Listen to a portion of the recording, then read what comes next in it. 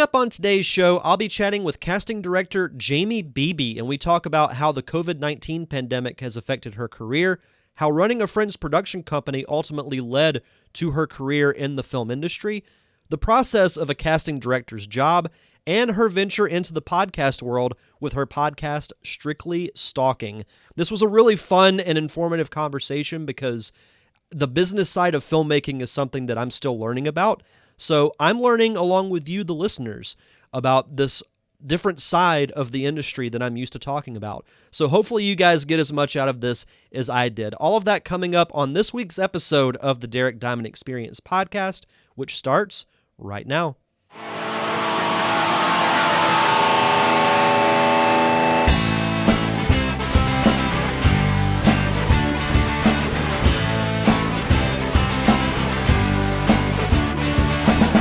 Welcome to the Derek Diamond Experience podcast, where every week I take a look inside the world of film and television with those who have lived it and experienced it. I'm your host, Derek Diamond, and joining me on the show this week is casting director Jaimie Beebe. Jaimie, how are you?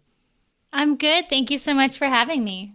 Absolutely, and it's funny because we actually met through a website that I've been subscribed to for quite a while, but I've never really reached out to anyone through it. I believe it's called podcastguest.com. And saw your name, and I was like, I've never talked to a casting director before on the show, so I thought it would be a good fit. So thank you for the response and taking the time to do the show. Sure, it sounded fun. I talk about casting all the time, so just another day. Yeah, absolutely. So I feel like this has been kind of the stock question that I've been asking everyone, but I'd love to get your perspective on how has the COVID-19 pandemic been affecting your career as a casting director specifically? It was slow for a little while because we stopped filming, obviously for safety reasons, for a little while, especially at the beginning of lockdown. A lot of productions are coming back now, which is great. It's changed a little bit, in that we rely more on self-tapes and, Zoom meetings and things like that. But now that we're kind of back up and filming for most projects, it's not that much different, except that I don't hold in-person auditions at all. Was that a big adjustment as far as not having people in person? Not really. I prefer using a lot of self-tapes anyway. I think it's a great way to be able to see what we're working with and kind of get a feel for somebody. And that's a lot of what casting is, I need to get a feel for somebody. Usually by the time that I choose somebody to see self-tape, I've seen their work. I know what they can do. I just want to see how they're going to react with the sides, really. So it didn't make too much of a difference. Of course I miss seeing actual people like most people do, but for work, I think that it's just a little bit of adjustment on everybody, and, let's change with the times. Yeah, I find that, something like that, and I think the virtual aspect of it is something that we've been getting used to. It's just, even with this podcast too, I haven't done an in-person show since probably February or March, but, in a way it's easier because you get to connect with people, who likewise, like I know you're in California, I'm in Florida, so it's can make it a little bit easier, to be honest. Yeah. You don't have to wear pants to your meetings anymore. That's true. That is very true. So what was it that initially got you attracted to the industry, and what made you want to become involved with it? Because people, I've been talking about it off and on the show more recently about the business side of the film and TV industry, because everyone thinks about, the actors and the directors and sometimes even the composers, but there's a whole behind the scenes business side that I feel like doesn't really get talked about all that much, or is not as much as it should. What was it that initially drew you to that side of the business and wanting to be a part of it? Well, I fell into production randomly. I had a friend who was who was a director and who wanted to make a production company. So he hired me to run the production company, although I'd never even been on a set at that point. But I'm a quick learner, I learned everything. I Googled it all. And, being head of production, I learned every aspect of the job. I didn't really like working 20-hour days. And, I was kind of always the bad guy. telling everybody what they could not do. And that's not really my personality. Like, I'm just kind of happy, you know. And I realized that while I was also the casting director for that company, that was definitely where I belonged. So when I left that company, I thought it would be easy to just branch out and I'd be a casting director. It was a lot harder than that. So I ended up starting in unscripted and reality shows. And I worked in reality for a long time. And it was great. I still do a couple of reality shows here and there, if they're morally acceptable to me. Because like, you know, I started working on random shows that were like, you know, my 12-year-old is pregnant. I couldn't do that. So I started branching out, and that's when I kind of went into scripted, which I'm really a lot happier with. And getting into scripted, a lot of people work under another casting director or for another casting company. And I just kind of was like, well, you know, I can figure it out on my own. And I'm just that type of person. So I started going to the universities and the schools around here, and I would sit outside and ask people if they needed a casting director for their production. And I was doing that while I was working in reality, so I could kind of make the switch eventually. And it worked. You know, these students started kind of hiring me, not for much money, but then they started graduating. And once they graduated, they kept hiring me. So I was able to kind of go through the ranks with them, even though I hadn't necessarily gone to school with them. So it was kind of cool. We all learned at the same time. And now, you know, thriving, doing great.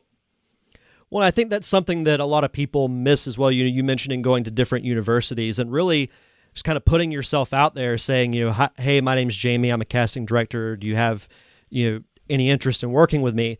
It takes a lot of courage, I think, to just kind of put yourself out there, because you're at the risk of rejection. You know, people not saying anything, people saying no, and I think is an overall reason as to why a lot of people who say they want to be an actor or they want to be a director or whatever the case may be, it is putting yourself out there, and at times you have to risk people saying no in order to make it happen. So that's really courageous of you to do that.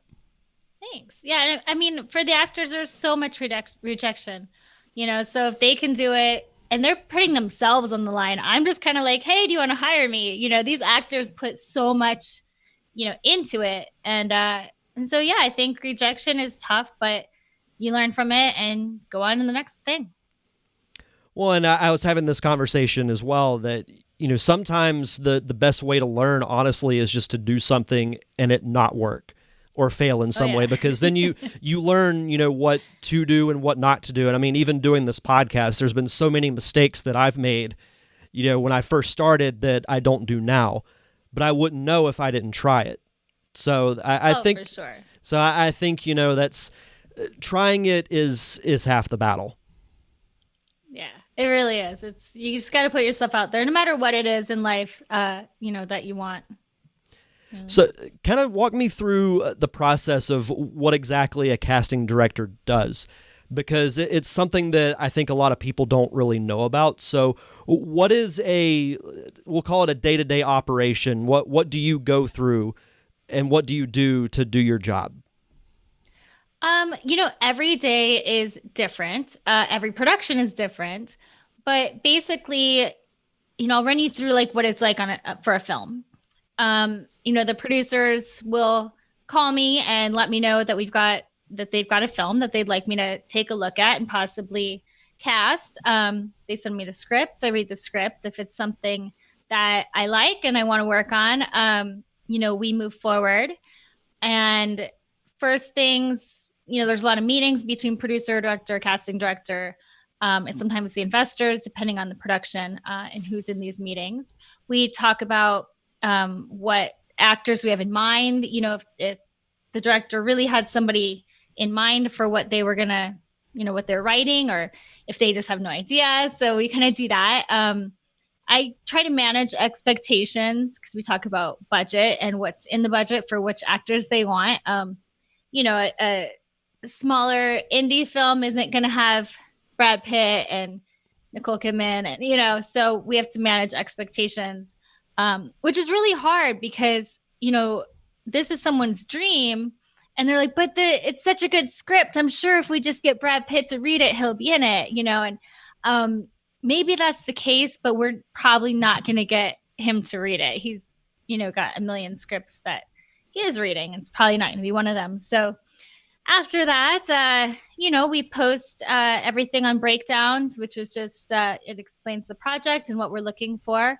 Agents and managers submit, and I don't necessarily go through breakdowns for everything. I usually call a lot of my agent and manager friends. I let them know what I'm working on, see if they have more ideas, see who's available, who might need, if I'm working on a horror film, sometimes the agent has somebody that's, hey, I really want to do a horror film, and where they otherwise we wouldn't have thought of them. So get some ideas. And then from there, depending on the actor, we make offers or we get tapes or do auditions back in the day.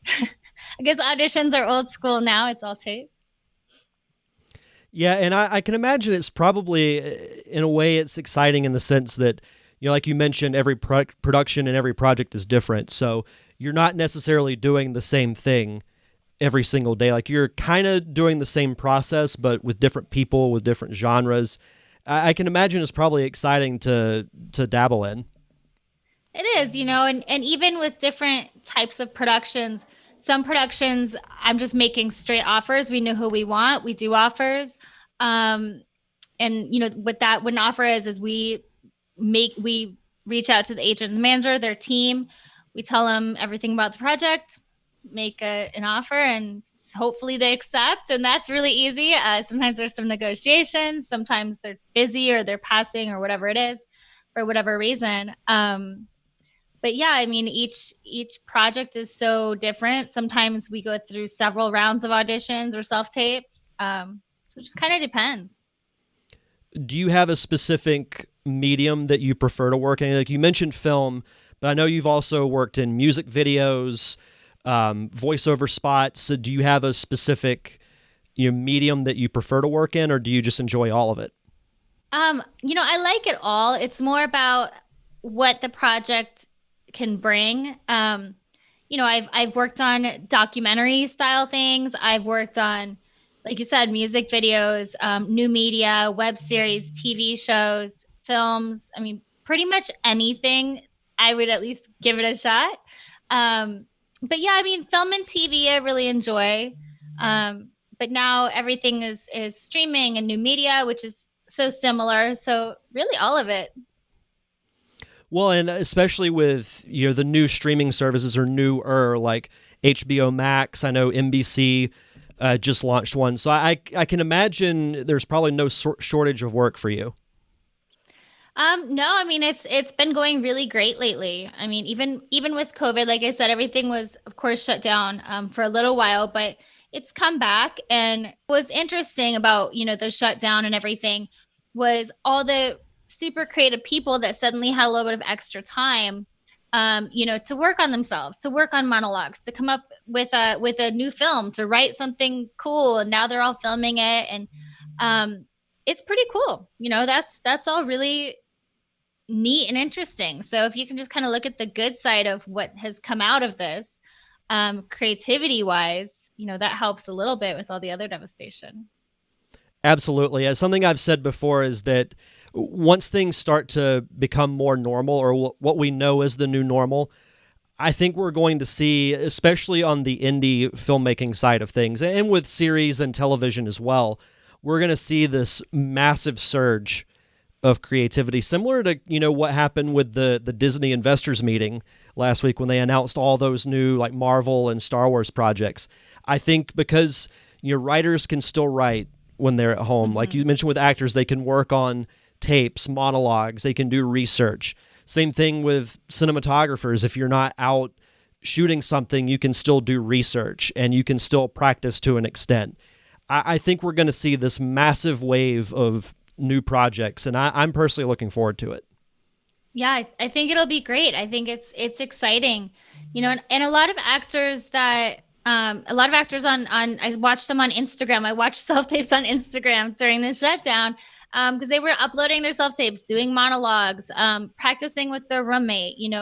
So that was kind of cool to see actors that maybe I wouldn't have had time to randomly look through Instagram to watch, So, and I saved quite a few of them in my little save folder. Like, oh, this is a cool person. Like this, I can see this person working on this project. So that was kind of cool. Yes, like you said, you have to take something positive out of really any type of scenario that you're in. And the fact that none of us have really been able to do anything for several months, you have that time to work on yourself, to work on your career, your projects, your aspirations. And yeah, we're starting to see the results of that. Because like you said, I've seen some really creative stuff, not just with acting, but with those who have just been making shorts with their iPhones that I've seen on Instagram or on Facebook. So it's great to see.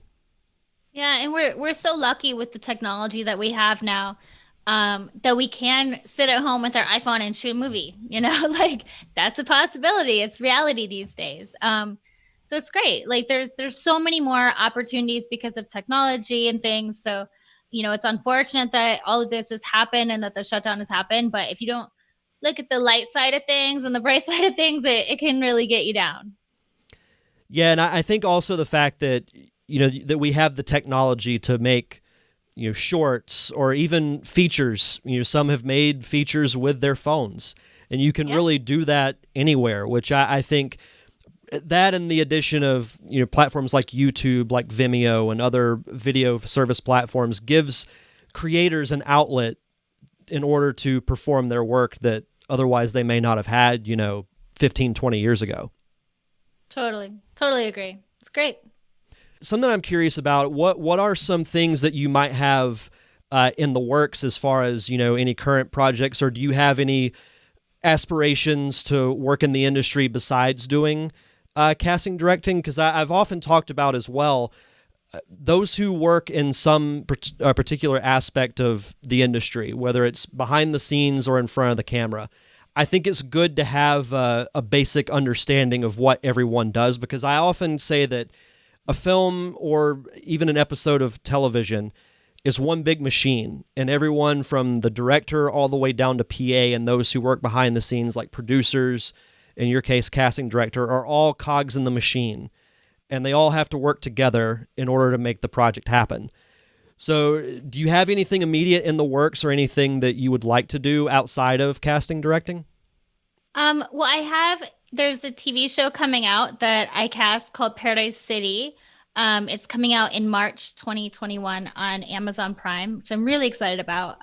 The cast is just phenomenal. I'm so proud of it. And it's director Ash Avildsen. Such a great TV show. I can't wait for the world to see it. It's got like Bella Thorne, Andy Bierzak, Drea De Matteo, Mark Boone Jr. Gosh, I'm forgetting like everybody, but it's so the cast, like everyone is just so great, and there was so much talent in that cast. So I'm really excited for everyone to see that, and hopefully for season 2 to start filming. But as far as like other aspects, I definitely want to jump into producing.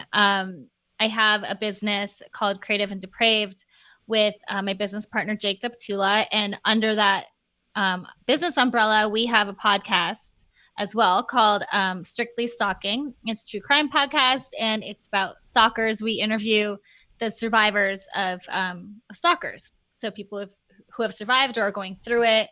But yeah, it's more, our company idea is more of like, true crime type stuff. We want to bring documentaries up. We want to do true crime podcasts, that kind of thing. So producing in that realm is definitely something on my list.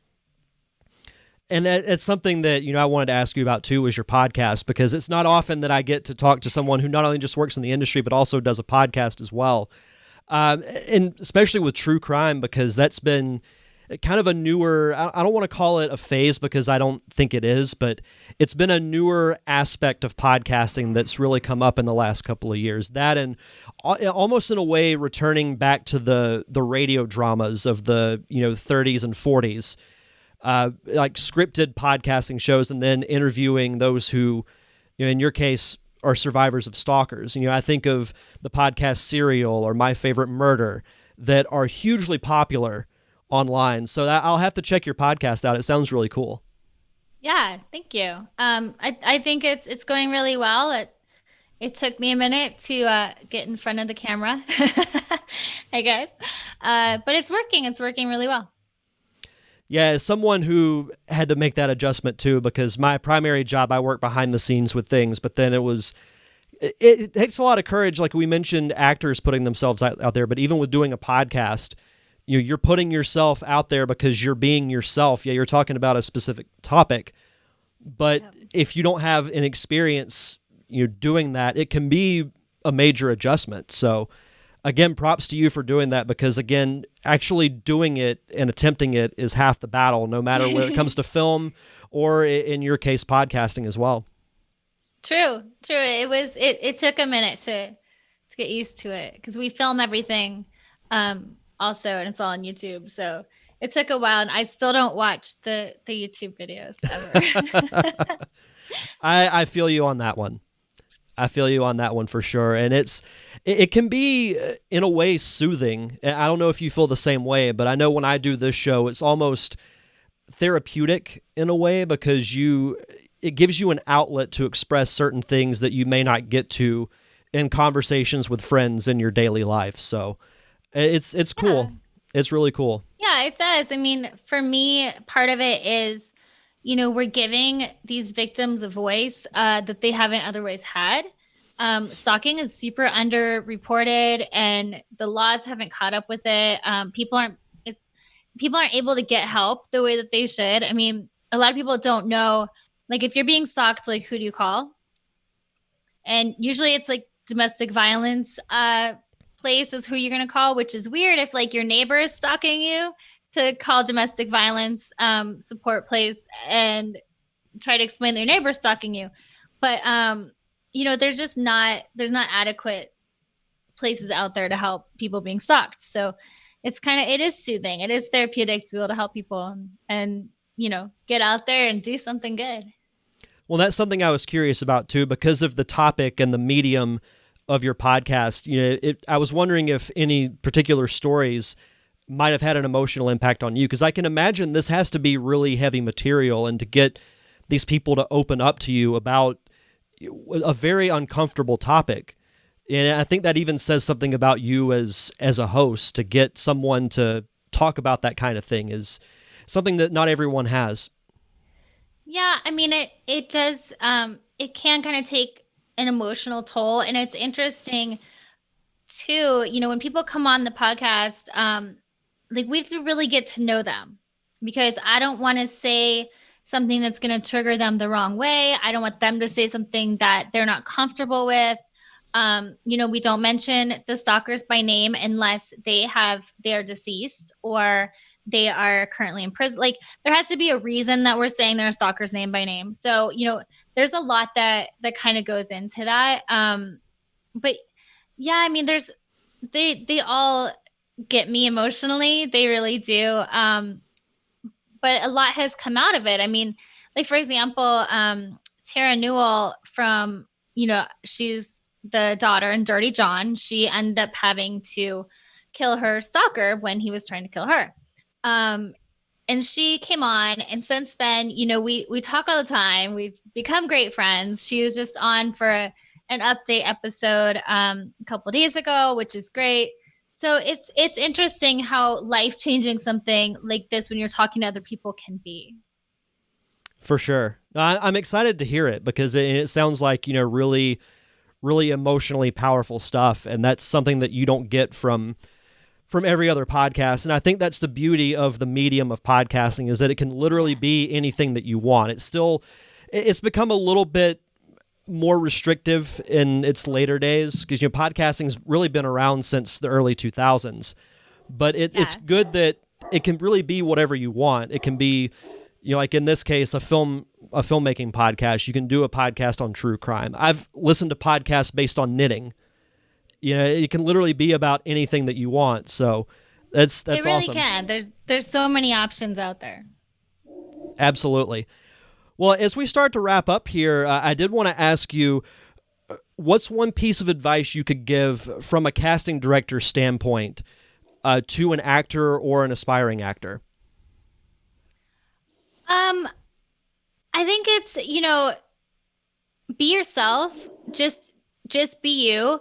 Of course you're playing a character, but I don't think that it's necessary to, you know, go above and beyond who you are. Be yourself as a human being, do what you think is right. Um, if there's a character that you don't like, then don't play that character. If you're like, oh, it kind of goes against my moralities, like I'm not gonna be topless in this indie movie, then don't do it, because something else will come along. So be true to yourself and be who you are, and don't give up. If you want it, eventually it'll just happen. I mean, if you work hard enough, there's so much work that goes into acting. Actors work unbelievably hard, and it's funny you don't see everything that came up to that big role that suddenly they're famous, but they worked for how many years, like day in and day out, to get that one role that made them famous. So there's so much work that goes into it. And I have so much respect for actors. It's just amazing what they can do and what they can accomplish. But I think my biggest piece of advice would be, just be yourself, and be true to yourself, and don't give up for what you want. No matter what it is in life, don't give up, because if you work hard enough, it'll happen. Absolutely. And that's something that I've always respected about actors, is being able to put themselves in an emotionally vulnerable position, because it's not easy to open yourself up and put yourself out there for the entire world to see. So I totally agree. It's incredibly difficult. It's incredibly difficult for what they do, and each audition, sometimes you send in a self-tape you're never going to hear back, which sucks. It's part of what it is. Sometimes we don't have time to respond to everybody. And also, like, we don't really want to let people, hey, so you didn't get it, I mean, it's kind of a given in the industry if you don't hear back. But at the same time, for actors to put themselves out there like that over and over and over and over, and love each role that they're doing and get into it each time, for that one that they get, that 1 out of 20 or 1 out of 30 or 1 out of 50, or, depending on how many auditions they're going on. I just think it's so amazing, and they deserve so much respect, and they work so incredibly hard, and are so talented. Absolutely. And last question, do you have any website, social media you'd like to plug so the listeners can follow, and also plug your podcast? Sure. Well, I'm on Instagram. It's feathergirl77. My Instagram for my podcast is Strictly Stalking Pod, StrictlyStalkingPod. And my podcast, you can find it anywhere that you listen to podcasts. It's called Strictly Stalking. I think those are all my social things that I really use. I guess I'm on Twitter somewhere, but I think it's Jaimie Casting on Twitter, but I'm not sure. I think you're supposed to make them all the same, right? So like Instagram, Twitter, it's all supposed to be the same. Mm-hmm. I don't know anymore. But yeah, mostly I'm on Instagram. Fantastic. Well, Jaimie, thank you so much for taking the time to do this interview. This was really insightful, and it was fantastic. Thank you. Thank you so much. It was great being on here and meeting you, and good questions. Thanks again to Jaimie Beebe for coming on the show for that really informative and insightful conversation. As I said at the top of the show, this is a side of the film industry that I'm still learning about. So hopefully you guys got something out of this just like I did. Be sure to follow her on social media and check out her podcast, Strictly Stalking, which you can find anywhere you get your podcast. And speaking of podcast, be sure to subscribe to this show. I'm on Apple Podcast, Stitcher, Spotify, anywhere that you find fine podcasts giving away for free. Just search for The Derek Diamond Experience. And if you would, please leave a review. The more reviews I get, the more visible I become to the podcasting public. I'm also on Patreon at patreon.com/DDiamondPodcast. If you want early access to episodes, the chance to ask the guest of my show a question, or decide on show topics for monthly roundtable discussions, head over to patreon.com/DDiamondPodcast. You can also follow me on all forms of social media, Facebook, Twitter, and Instagram at DDiamondPodcast. And of course, thank you to my close friends, the Unicorn Wranglers, for providing the theme music for the podcast. You can check out all their music on Apple Music, Google Play, and Spotify. That's going to do it for this week's show, so enjoy the rest of your week. Have a safe and fun weekend. Thank you for tuning in to another awesome episode of the Derek Diamond Experience. I am your host, Derek Diamond, and we'll see you guys back here next Thursday.